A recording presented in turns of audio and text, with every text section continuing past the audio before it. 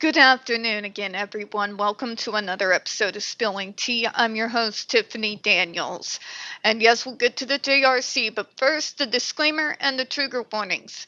If you're unfamiliar with the Stop the Shocks campaign or the campaign against the troubled teen industry, pertinent links are going to be right there in the description box for you in case you would like to deep dive on the subject and when you get some time.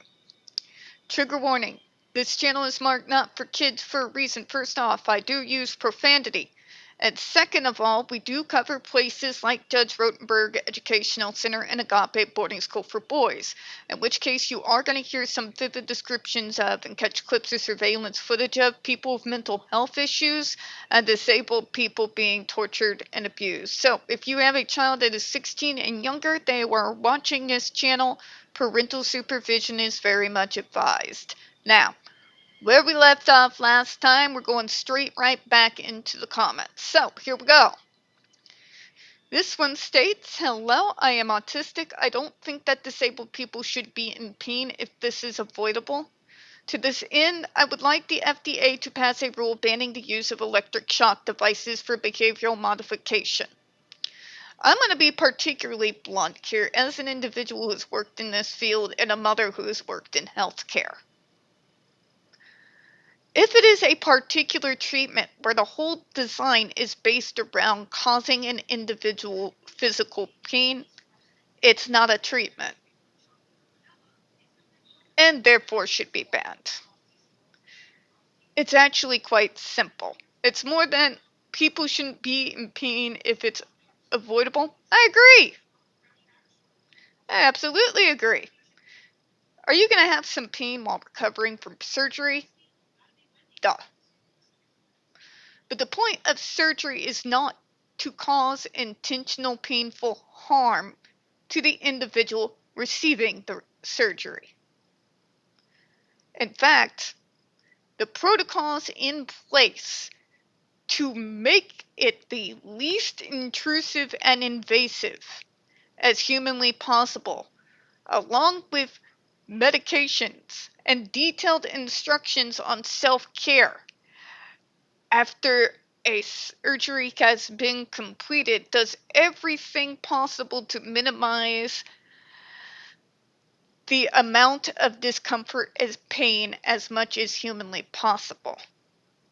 The GED device does none of those things. The GED device has literally been designed with the intention in mind that the individual that was going to be forced to wear that device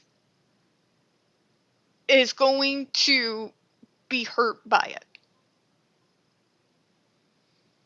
There's a huge difference between the two, and I'm really tired of places like the JRC and their Kool-Aid drinkers trying to confuse everyone. Let me go ahead and continue here. Getting shot by these devices is extremely painful, worse even than being tased. Again, the lowest setting GED device is still 3 times more powerful than a police taser or stun gun. Think on that for a second. They get shocked for things like standing up or not taking off their coat, and then shocked again for crying in pain from the previous shock, which we have more than well documented when we went over the case in regards to what happened to Andre McCollums in 2002. Nobody should be treated that way.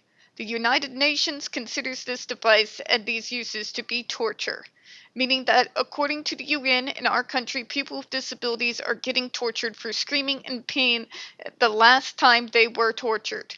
We don't need to treat disabled people this way. There are many disabled people who are taken care of without using these methods. Of course, they have the story there from ABC from back in the day.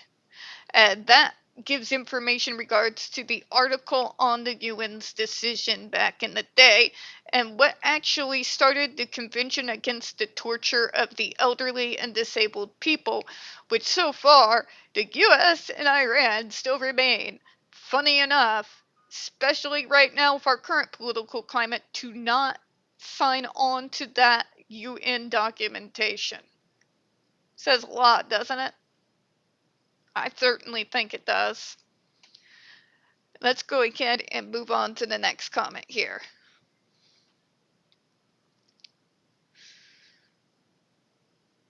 We're going to go ahead because it's getting somewhat close to the end. We'll go ahead and cover a few more comments.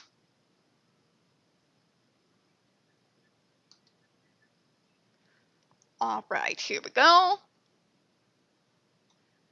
So this one states, hello, my name is Amy Shermanov, and I am an autistic person. I also have several family members who are autistic. I care about this problem because I think the use of graduated electric shock is extremely inhumane. It is not an effective way to manage the behaviors it's used to manage. Furthermore, there is evidence from people who are survivors of this treatment that is inherently traumatizing and not actually effective at helping someone with a disability. Now, if anybody wants to talk about mountains of evidence, if you really want to know what that actually looks like, the case against the JRC. We link Autistic Hoya's massive archive on the JRC all the time in all of our videos on this subject. Click on it if you don't believe me. Just in case anyone's wondering, that is what a real mountain of evidence actually looks like. I know it could be confusing because we've been running off of just trust me raw evidence for quite some time now, but please refamiliarize yourself with cold hard facts, logic, reason, and evidence you can touch. You'll see the difference. I do not want disabled people to be in pain simply because of their disability. Autism affects the ability to communicate and sensory processing of a person. Goes into a lot more than that, but sometimes less is more, folks. I don't mean to say that to be demeaning, but you got to admit there's a lot of different things that go along with our diagnosis. It definitely defies simplistic answers, especially how the diagnosis can be present in each person so differently. I may have sensory issues, you may have sensory issues, but you may not be able to have background noise or you can't pay attention. Whereas if I don't have background noise, I'm definitely not going to be paying attention, and it also adds to my anxiety issues. So, yeah, that just say you're autistic. If there's more specific questions asked, go ahead and dive into that. Or if you're doing a project on it, you want to do a series, you can definitely do so doing that. But yeah, our diagnosis and most neurodivergence, well, any diagnosis really, if you want to think about it, defies simplistic explanation. Let me go ahead and continue here, though, before I take you off into left field and take a left turn.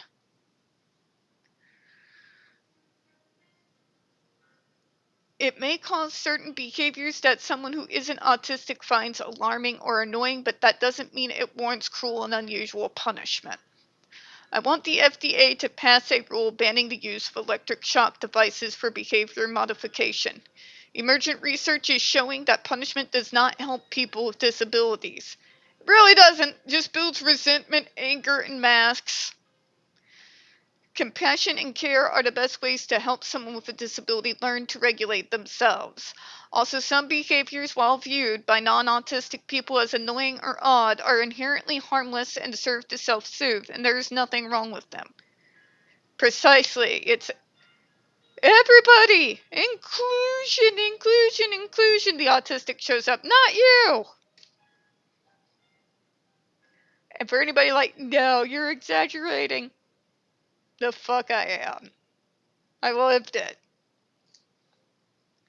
Sorry, sometimes I get a little feisty, folks. At least this is my version of it. If you get me past this mode, you're entering in dangerous territory. Furthermore, here are some of the reported offenses that people committed before getting shocked, according to the Autism Self-Advocacy Network, or ASAN.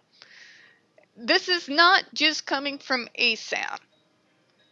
The information we're about to read got primarily provided by whistleblower Gregory Miller, who was a former staff at the JRC, who, after being there for 2 years, decided to join the survivors and blow the whistle on the JRC loud enough to make the JRC shake in their boots.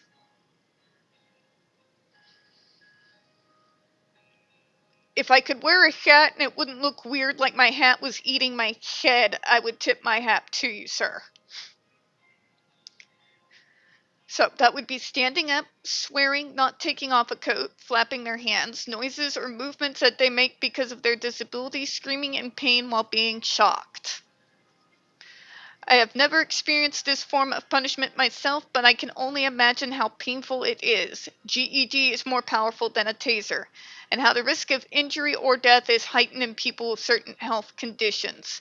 It is also inherently traumatizing to be so hypervigilant about every move you're making in fear of getting shocked, especially if they'll shock you extra for crying out in pain from being shocked. It is only human and natural to cry out in pain when someone does something painful to you. It is terrible, cruel, and inhumane to punish someone with more pain for crying out from pain. I feel like it should be a common sense that this practice be banned. I think we all universally agree that this is a bad practice and needs to be permanently retired and regulated to the past. It will be chalked up in the history books as something cruel and inhumane, much like the insane asylums of older times. Thank you for your time.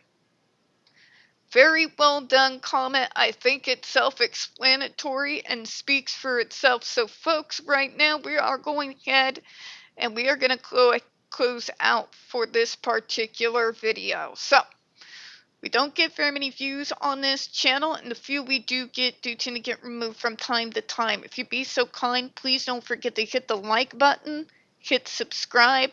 Please don't forget to hit the comments. Also, double check and make sure that you are still set up to receive notifications. We are still continuing several series on the channel, and we're getting ready to start a new one next Sunday. So just make sure that bell is still clicked so you can get notifications. I do appreciate your time, and as always, folks, we here at Spilling Tea hope you have a good one. I'll see you all here in a little bit. Bye, everyone.